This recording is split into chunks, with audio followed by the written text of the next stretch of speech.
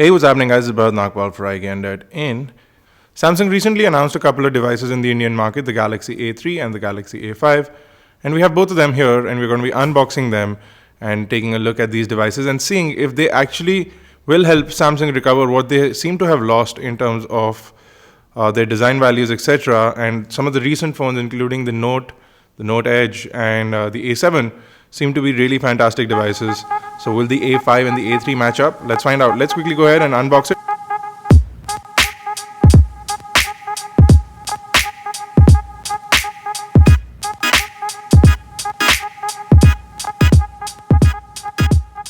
We're going to start with the Galaxy A5. Now the price of the device is 25,500 rupees in the Indian market, which seems to be pretty high, but Samsung is promising a bunch of things, and a couple of things on the inside of the device are also really cool. So let's go ahead and start unboxing. The first thing inside the box is the A5 itself. It's got a bunch of plastic coating on the back. You can see this is the pearl white color, and it is a fantastic color according to me. Just by looking at the color, I can say that a lot of women are going to enjoy this color a lot. Let's go ahead in and see what else we have. We get a wall charger, some documentation. We get a USB cable, standard Samsung style in-ear phones. And you also get a SIM removal tool, which will help you remove the SIM card tray so that you can install your SIM card on the device. While the device powers on, let's go on ahead and take a quick look at the device in terms of what all it has. So over at the front, you have a front-facing 5 megapixel camera, which is right next to a bunch of sensors in the earphone. Below that, you have a 5-inch display.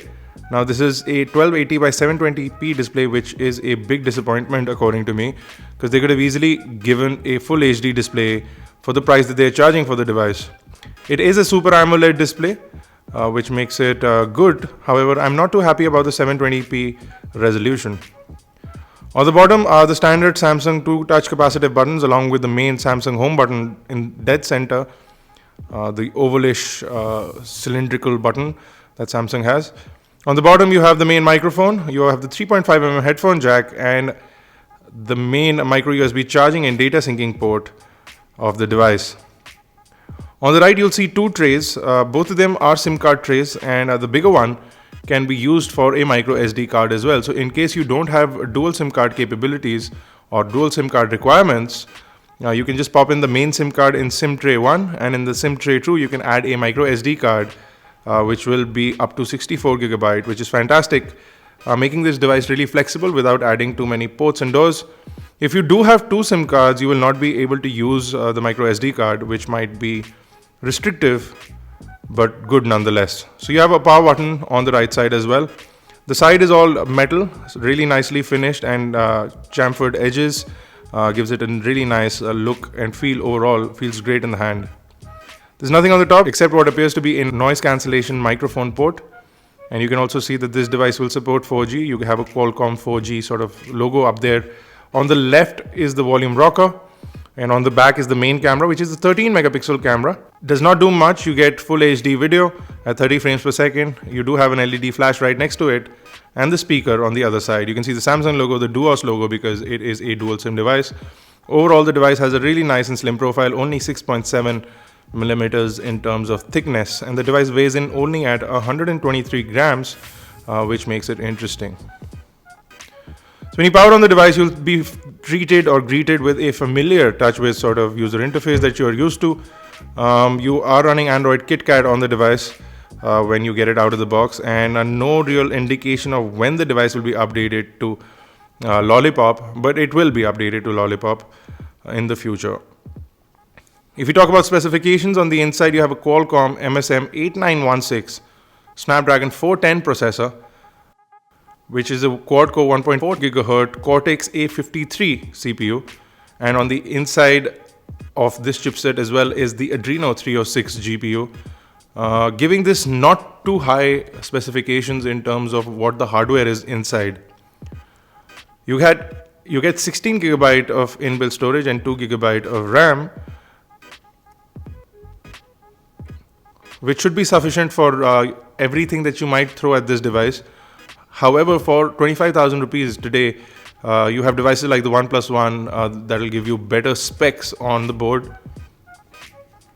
The battery is a 2300 milliamp hour battery, which should be sufficient for this device.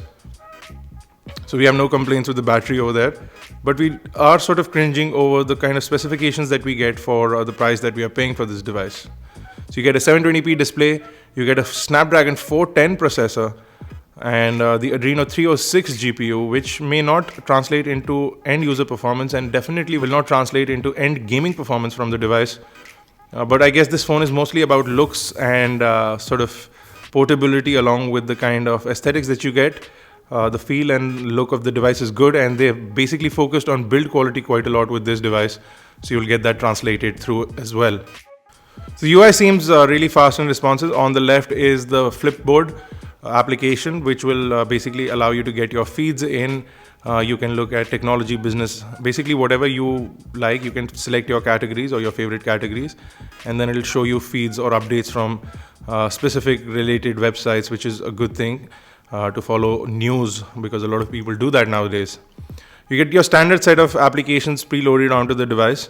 You do get some Samsung applications like S-Voice, the Assistant, and you also get something called the Samsung Studio, which is a photo studio, allows you to sort of modify and customize the pictures that you've clicked. Most of the Galaxy apps are not installed on the device, so you can download them from the Galaxy Apps app. There's a Galaxy Apps app. So you can download your games, etc., or Samsung applications, including S-Note, etc., from that particular application or that particular store that allows you to do that. You do get 50 gigabyte of Dropbox with your device, so you can get your Dropbox account synced up to get that additional 50 gigabyte. Now, internet browsing seems to be fairly smooth and responsive. No complaints with that. It seems to be working just fine. So really, in terms of high-end performance, I feel that this device is going to sort of pull through. The camera is pretty good, and the camera app is mostly high-end. You'll see this in their flagship devices.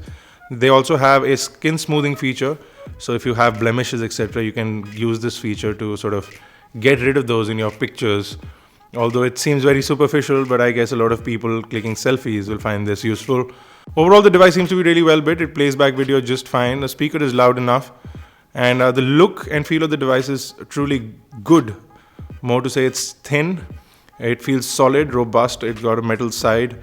So overall, we're pretty happy in terms of the way the device looks and in terms of the way it feels. The build quality is, etc. But we're not too sure about the specifications and how they translate into usage. And for the price that you're paying, you get a lot of options for 25,000 rupees that give you better hardware, at least on the inside, as well as the outside, including the camera, including the front display. So think about that. While we conclude this unboxing, we also have the A3 unboxing coming up shortly, so stay tuned for that. If you have any questions or queries, do drop them in the comment section below, or hit us up on iGyaan.in, and we'll try and get those covered in the final review. You can also catch us on Facebook, Twitter, Google+. Some exciting things are going to come in the future, so stay tuned for those. My name is Bharat Nagpal. Thank you guys for watching.